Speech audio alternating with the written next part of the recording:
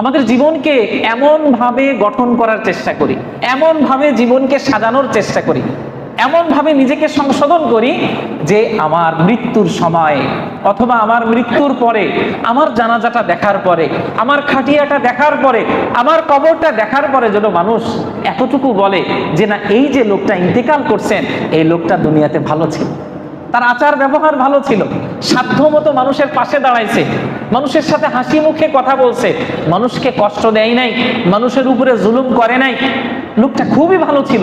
হয়তো তার অতিরিক্ত টাকা পয়সা নেই, অতিরিক্ত ক্ষমতা নেই, কিন্তু মানুষ হিসাবে তার মতো মানুষ আর দ্বিতীয়টা হয় না।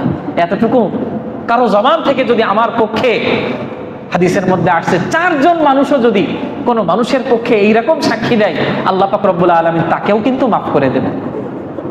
কোন জানাজাতে যদি 40 জন মানুষ, এমন মানুষ উপস্থিত হয় যারা প্রকৃত ঈমানদার এবং যারা জীবনে কখনো শিরিক করে নাই, শাফাআহুমুল্লাহু ফীহি, এই 40 জন যে তার পক্ষে সুপারিশ করবে আল্লাহ তাআলার কাছে। সুপারিশটা কি? আল্লাহুম্মা গফির লি হাইয়িনা ওয়া মাইয়িতিনা ওয়া শাহিদিনা ওয়া গায়িবিনা। জানাজাতে দাঁড়িয়ে যে সুপারিশটা করা হয়, ওই 40 জন মানুষও যদি এরকম থাকে যারা প্রকৃত ঈমানদার এবং যারা জীবনে কখনো শিরিকের সাথে নিজের জীবনকে জড়াই নাই, আল্লাহ পাক রব্বুল আলামিন ওই 40 জনের সাক্ষীকে তার পক্ষে কবুল করে দিবেন এবং তাকে মাফ করে দিবেন।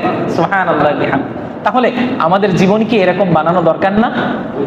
যে আমার মৃত্যুর সময়, মৃত্যুর পরে, আমার জানাজাটা দেখার পরে, আমার খাটিয়াটা দেখার পরে, আমার কবরটা দেখার পরে, আমার মৃত্যুর সংবাদটা শোনার পরে যেন মানুষ প্রথমে এই কথাটা বলে, একজন ভালো মানুষ দুনিয়া থেকে বিদায় নিল, লোকটা ভালো ছিল, লোকটার আচার ব্যবহার ভালো ছিল, লোকটা জুলুম করতো না, লোকটা কারোর সাথে অন্যায় করে নাই।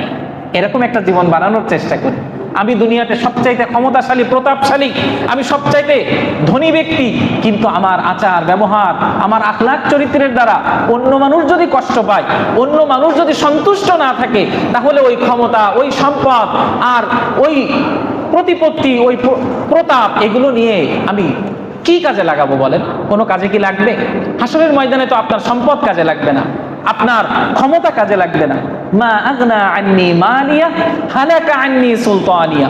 না আপনার সম্পদ কোনো কাজে আসবে, না আপনার সুলতানিয়াত, বাদশাহী বা ক্ষমতা কোনো কাজে আসবে, কোনো কাজে আসবে না।